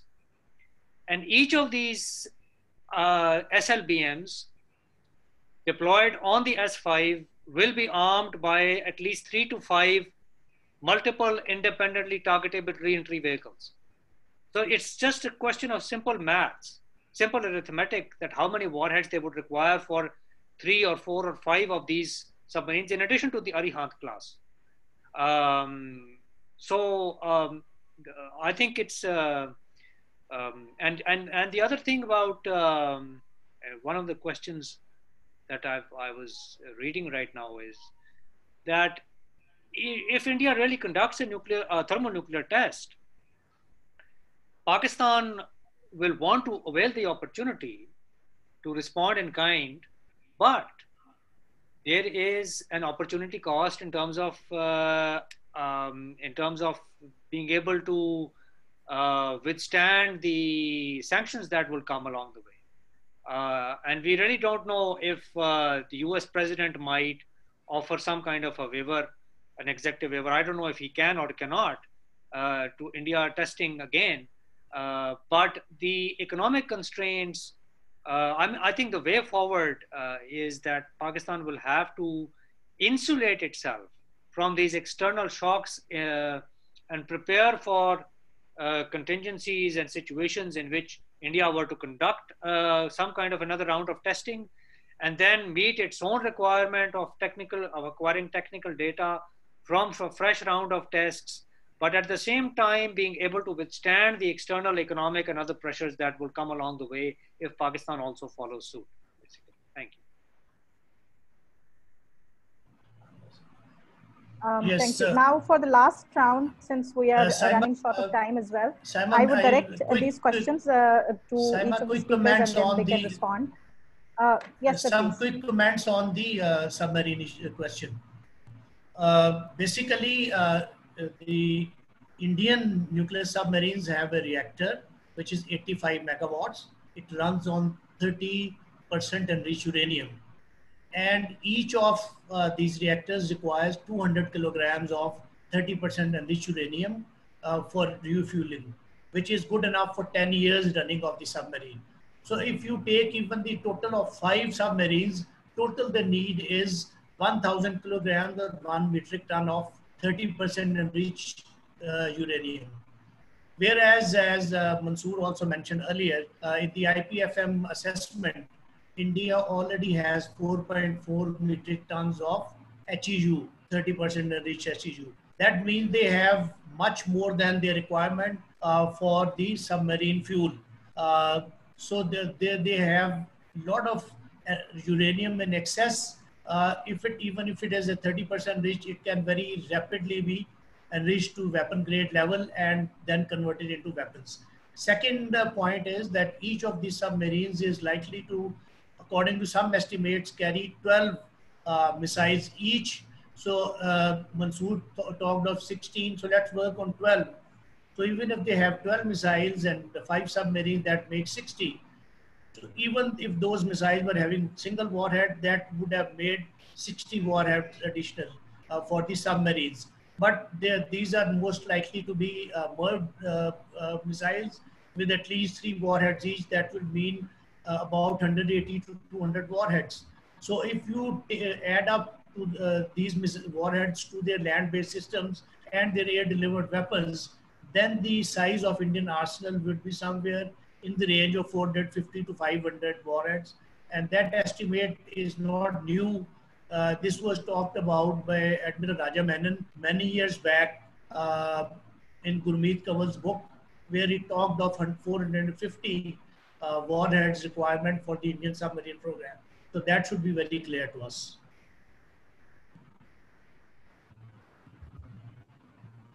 Yes, thank you, sir. Dr. Maria, do you want to say something on this? I think I concur with what Dr. Mansoor and Dr. Salik have said. The fact remains that the actual amount of fissile material which will come out from India's nuclear program has to be seen in two quantities. One, if it is seen in terms of an annual production capacity, will that be just used to support these 5 submarines, or would this be used to create nuclear missiles or nuclear weapon systems elsewhere, either on land-based or say gravity bombs? And two, if it is just purely used to support the submarine fleet, then the estimate varies, as Dr. Salik has said, and is likely to increase further. And this is not to include the Ariane class. So if he includes the Ariane class, then that's another ball game altogether. So in short, we can easily say that 325 warheads, if we just look at the baseline assessments for just the SWU units, and almost 100 plus if we are looking at additional warheads which are placed on these submarine fleet. So in short, this is just the sea-based leg of the Indian nuclear triad. We're talking about that alone will go up to 400 to 500 nuclear warheads, leaving aside what happens on the land side, leaving aside what happens on their Air Force side. So this just basically means that we are dealing within a country which is looking at the development of nuclear capability in a very benign manner. And unfortunately, the international partners, academic partners, which should bear testament at this moment. It's not a question of strategic partnership of India with the United States, that these estimates are being rewritten. You know, we all play with data. We can always come up with multiple ideas on data. But if, as researchers, we do not come up with honest assessments, 1.2 billion people of this region will suffer. And it's not just going to be 1.2 billion people of this region. It would be the entire world which will suffer if, God forbid, there is a nuclear conflict which unleashes itself because of miscalculation, because of the idea that one side thinks that it is too superior. And last but not least, in the interest of academic vigor, it is extremely important that things are stated for what they are. If we have taken the salt with a pinch, I think time has come where the international community and our partners in all these reputed institutions should also stand testimony to the fact that it is in global security's interest that facts are stated as they are. Playing with data rarely solves any security situations which arise on ground. Thank you so much. Now I'd go into the last round since we are pressed on time, although the subject has accrued a lot of interest from participants both on the Facebook page and here. This question, the first question that I'd like Dr. Mansoor to address, and I'll ask these three and then the panelists can respond in the order that I ask these questions, is from Memuna Ashraf, and she asked that what is the effect of India's failure to operationalize its breeder program And that, I think, is a very important question, since we have been talking about the breeder program. And Dr. Mansoor, you and I, and you have also been talking about this on open forums about the implications if there are changes in the breeder program. So you can address this question. The second question, these are a little bit different this time, because they relate to nuclear strategy and emerging technologies. Now, this is from Haris Bilal Malik from the Strategic Vision Institute. And he asks that what are your views regarding India's eagerness to develop hypersonic weapons, for instance, BrahMos 2, and he also refers to the hypersonic technology demonstrator vehicle that was tested, and the future prospects regarding this. Dr. Salik, I'd like you to answer this. And lumped with this is also the student from Namal University, Umair Aslam, and he asks that there are concerns about the veracity of or the detection and accuracy of the S-400 systems, and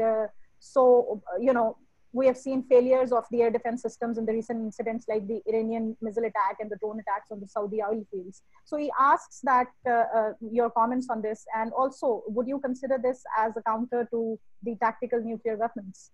The tactical nuclear weapons as a counter to this. That is posed to you, Sir Saleh. And the third one is a little bit political in nature, which is, but since it's been asked by, and most of the students have been listening to the session, so I'd ask it, that some of the myths about the initiation of nuclear war between India and Pakistan. Dr. Maria, you can address this. Over to you. Dr. Mansoor, you can begin, please. So the first implication of India's breeder program not going through is that India has been justifying the stockpiling of its civilian plutonium outside safeguards for many years, about 15 tons of it, that this is required to fuel the breeder fleet, the fleet of the breeder reactors. Now, the first breeder reactor has been under construction for more than 2 decades, and its commissioning initial operationalization was scheduled for 2010. It has now been postponed until 2021 because of repeated failures. The implication is that India is at the same time expanding its reprocessing program. So that expanding reprocessing capability will allow it to separate greater quantities of civilian plutonium outside safeguard for its military program. And by civilian plutonium, I mean reactor-grade plutonium produced in India's power reactors. While it has already fabricated the required amount of fuel to start up the first breeder reactor when and if it is successfully commissioned. The other implication is, if the breeder program really succeeds, that India will still have excess civilian plutonium for separation for its weapons program, and will be able to produce weapons-grade plutonium in its breeder program. And the Princeton University has actually, Frank von Hippel and others have, and MV Ramana have published a detailed report on plutonium production capacity in India's fast breeder reactor program, if it were to come online. That is publicly available. And IPFM has also written extensively about it. So I think both ways, it's a proliferation risk. It is a clear source of vertical proliferation in South Asia. Dr. Saleh? Yes, actually, S-400 is, I would say, there's been a lot of advertisement about it, its capabilities. It is what we have to realize, that it is basically an air defense system. It is not a missile defense system. So there is a very big difference between the two. Whereas S-400 is one of the best and most capable air defense systems around the world at the moment, and its longest range missile is touted to have a range of 400 kilometers.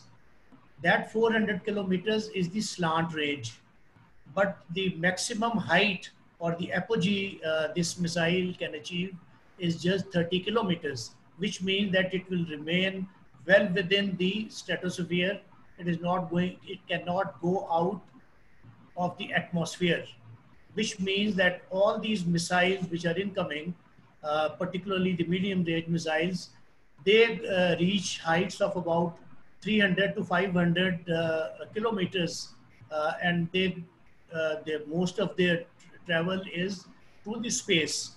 So this missile cannot intercept them in the mid-course, that is, while they are passing through the space.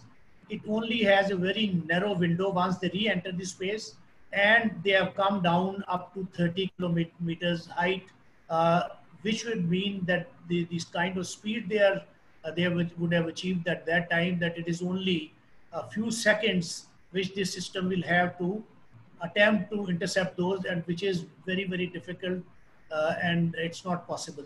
Secondly, S-400 has not yet been tested in field conditions, in realistic conditions. It has just been tested in the ideal conditions. In the actual war conditions, the incoming missile will also be having missile defense countermeasures, which would be would have very many techniques to defeat this system or any other missile defense system. And as I said earlier, remember that this is basically an air defense system, not a missile defense system, but it is touted to have a lot of capabilities which may not be there once it faces the real test. Thank you. Well, that brings Dr. Maria. Thank you, Saima. I think the question is quite interesting with regards to whether or not the possibility of war initiation exists. The fact of the matter is that war is not a political matter when it comes to it actually unfolding. And unfortunate as it is, every country has the right to initiate war, but the first casualty of war is uncertainty itself. And that essentially means that you can have the right to initiate the war, but how the other side will respond would always be a challenge. So there is no linear curve under which you will see this 13 or 14 escalation rungs through which a war cycle would typically flow through. So you can initiate it, and unfortunate as it is, between nuclear armed states, there is always a very high risk where despite rationality, there is always a high risk of miscalculation, and there is always a higher risk in terms of how each side perceives the threat from the other side during a particular war cycle, that nuclear weapons use could be anticipated. So I think for South Asia, the fact remains that we are geographically next to each other. The fact remains that the decision-making cycle, once confronted with the nuclear threat, will be very limited.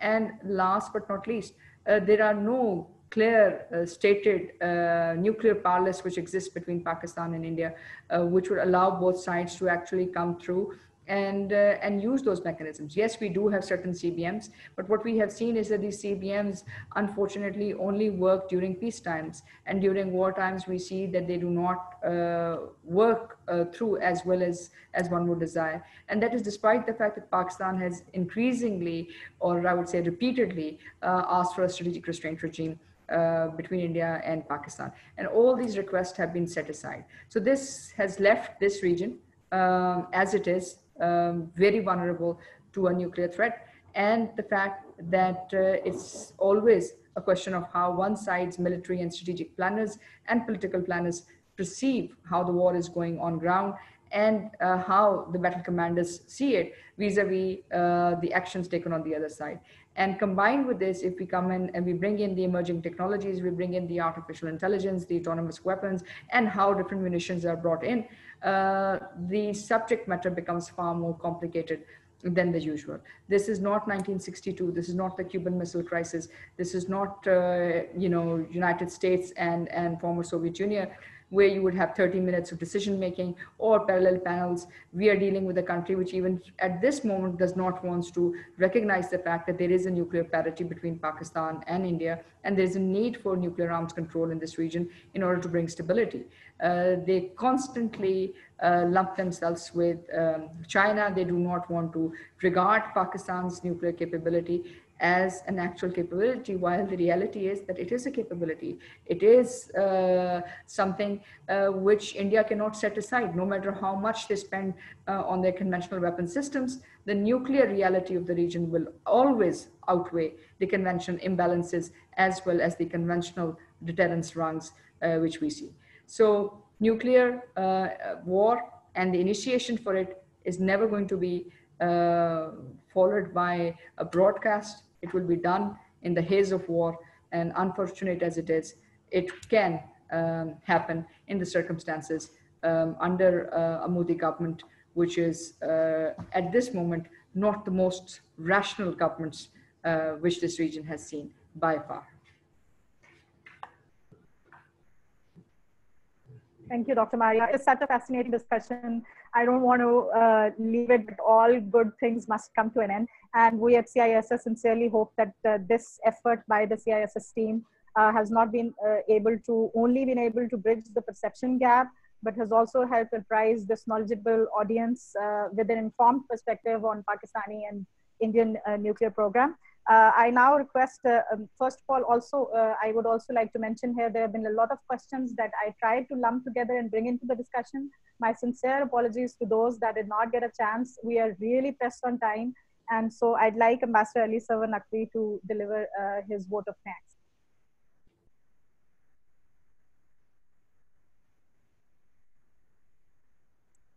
So your mic is off.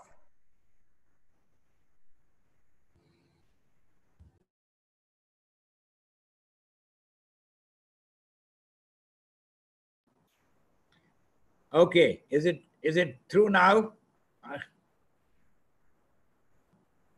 Can you hear me?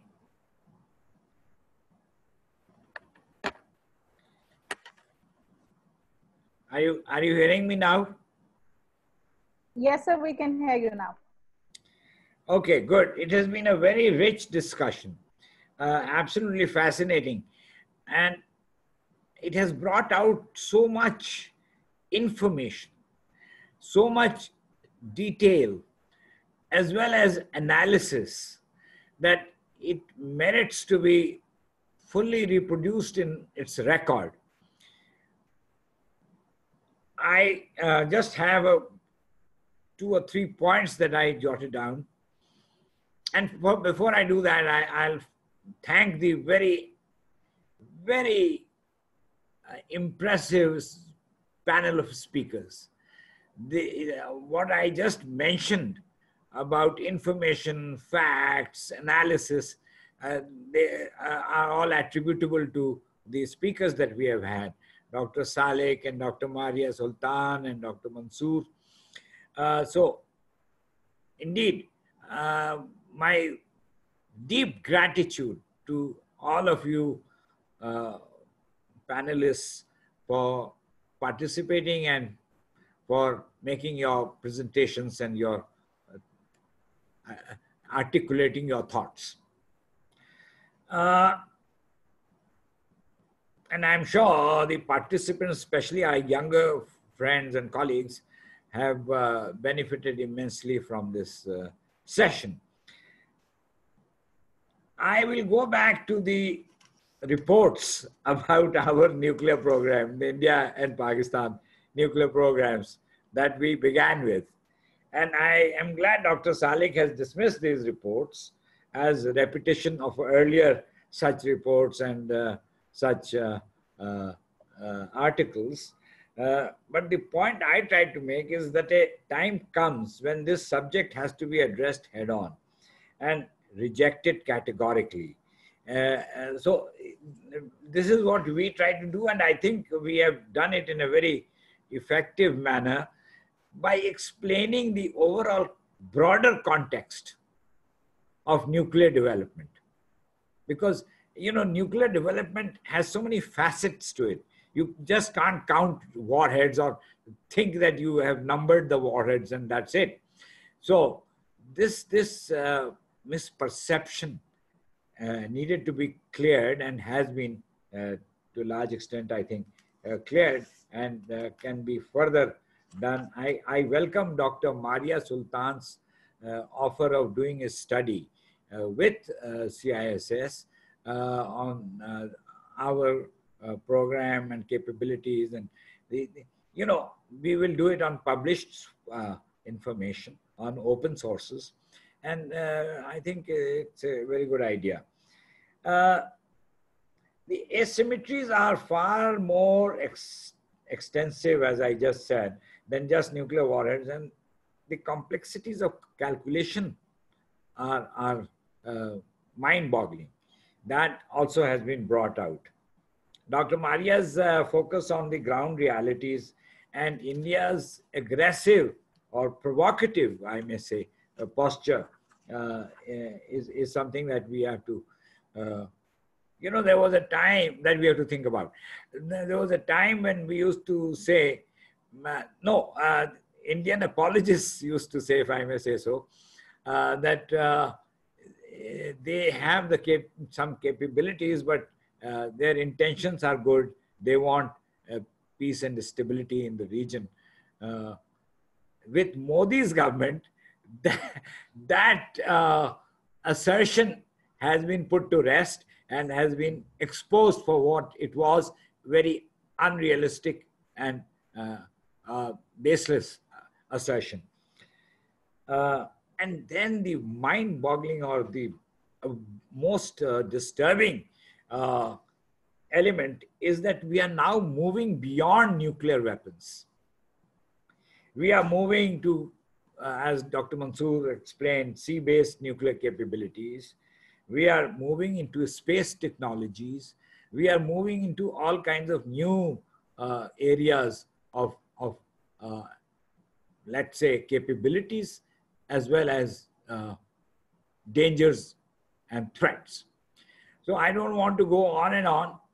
I just want to, again, express my deep thanks and profound gratitude to all the speakers for taking their time out to participate today, and to all the participants, including those who are watching us live on Facebook, who have taken interest in our session. Thank you so much. And I must conclude before I end with thanking Saima as well as the CISS research team for their contribution. Thank you so much. Thank you, sir.